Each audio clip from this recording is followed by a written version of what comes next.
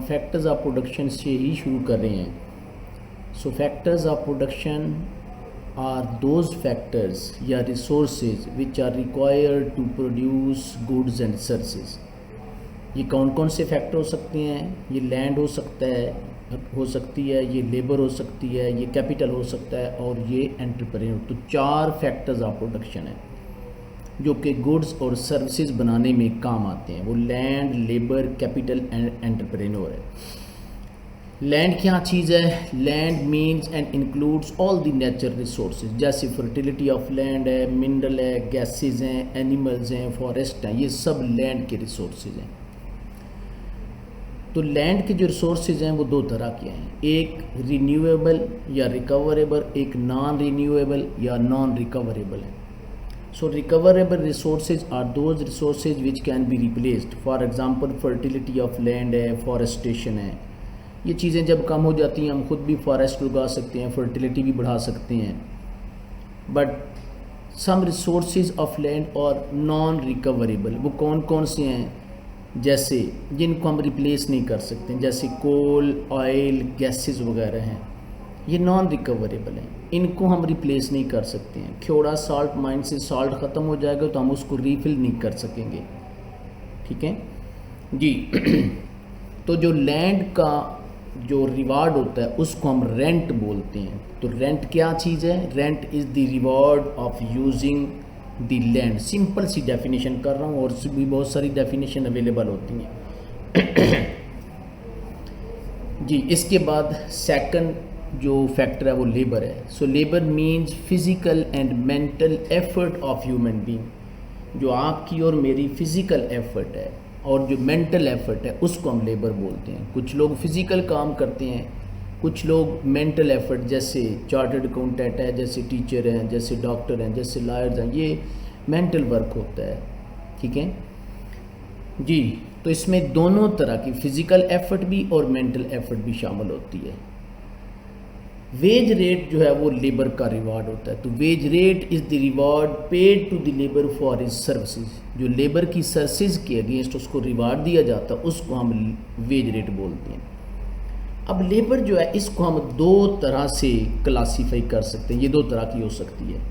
एक को हम स्किल्ड लेबर बोलते हैं। अब स्किल्ड लेबर कौन सी लेबर होगी? वो लेबर जो कि अनएजुकेटेड है, अनट्रेंड है, उसको हम स्किल्ड लेबर बोलते हैं। तो uneducated and untrained labour, educated and trend labour जो है इसको हम स्किल्ड लेबर बोलते हैं। वाइल अनस्किल्ड लेबर जो है it consist of uneducated and untrained people जी।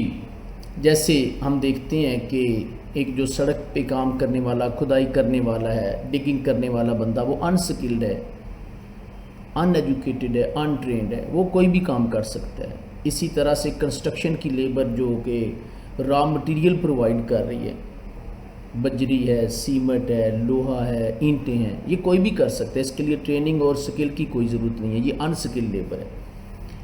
लेकिन चार्टर्ड अकाउंटेंट का काम सिर्फ स्किल्ड लेबर कर सकती है, टीचिंग सिर्फ स्किल्ड लेबर कर सकती है, डॉक्टर का काम स्किल्ड लेबर कर सकती है।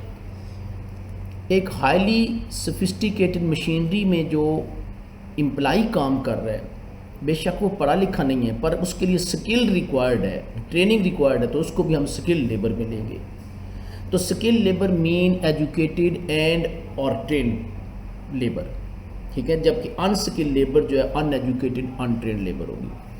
अब इस अनएजुकेटेड और अनट्रेंड जो लेबर है इसको जब हम एजुकेट कर देते हैं, इसको हम स्किल दे देते हैं, तो इसको हम बोलते हैं ह्यूमन कैपिटल डेवलपमेंट। तो ह्यूमन कैपिटल डेवलपमेंट क्या चीज़ है? Transforming unskilled labour into skilled labour by imparting education and training to the people. तो इसको हम क्या बोलते हैं? ह्यूमन कैपिटल डेवलपमेंट जी। तो ह्यूमन कैपिटल डेवलपमेंट जो है ये बड़ी इंपॉर्टेंट चीज़ है कि आप अपने लोगों को स्किल दे देते हैं, ट्रेनिंग दे देते हैं, एजुकेट कर देते हैं। तो स्किल्ड पीपल जो है they are capable of producing more goods and services than the unskilled people. तो हमारा और यूरोप का डिफरेंस यही है कि उधर स्किल्ड लेबर है, हमारे यहाँ अनस्किल्ड लेबर है। तो उनकी लेबर हमारी लेबर से 3 टाइम्स ज़्यादा प्रोड्यूस कर लेती है। जी। तो नेक्स्ट कैपिटल, कैपिटल क्या चीज़ है? Capital means physical stock of assets required to produce goods and services. तो कैपिटल जो है वो physical stock of asset, machinery, tools, equipment, office building, इनको हम कैपिटल बोलते हैं। इनके बगैर भी कोई गुड या सर्विस प्रोड्यूस नहीं की जा सकती है। अब कैपिटल का जो रिवार्ड है इसको हम इंटरेस्ट रेट बोलते हैं। कई सारी डेफिनेशन इसकी भी हैं। Interest rate is the reward of capital, reward of loan, price of loan भी कह सकते हैं। एक J.M. केन्स ने डेफिनेशन की हुई है, जो कि एक बड़ा रिनोन्ड इकोनॉमिस्ट है, जो कि मैक्रो इकोनॉमिक्स को इंट्रोड्यूस करवाने वाला है। ठीक है, हम इसकी डेफिनेशन करते हैं। तो कैपिटल की जो रिवार्ड है इंटरेस्ट रेट, इसकी डेफिनेशन J.M. केन्स ने जो की है वो क्या चीज़ है? The reward of surrendering liquidity.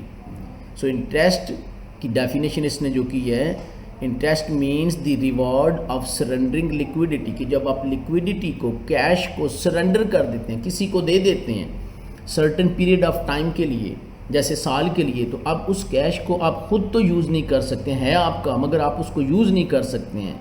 तो ये जो कैश को, लिक्विडिटी को आपने सरेंडर कर दिया, सैक्रिफाई कर दिया, तो उसके अगेंस्ट जो आपको रिवार्ड दिया जाता है उसको हम रेट ऑफ इंटरेस्ट बोलते हैं जी। एंटरप्रेन्योर या ऑर्गेनाइजर भी कह सकते हैं, इज ए फैक्टर या resource which organises land, labour, capital. ये वो फैक्टर है जो कि लैंड, लेबर, कैपिटल जो ऊपर हम पढ़ चुके हैं, इनको ऑर्गेनाइज करता है, रिस्क लेता है, and makes investment for the purpose of profit. तो ये रिस्क लेता है, इन्वेस्टमेंट करता है, और इसका पर्पज़ क्या है? पर्पज़ इसका प्रॉफिट है। ठीक है, तो एंटरप्रेन्योर का जो रिवार्ड है इसको प्रॉफिट बोलते हैं। तो profit is the reward of an entrepreneur for taking risk. ये उस एंटरप्रेन्योर का रिवार्ड है रिस्क लेने के लिए। ठीक हो गया जी।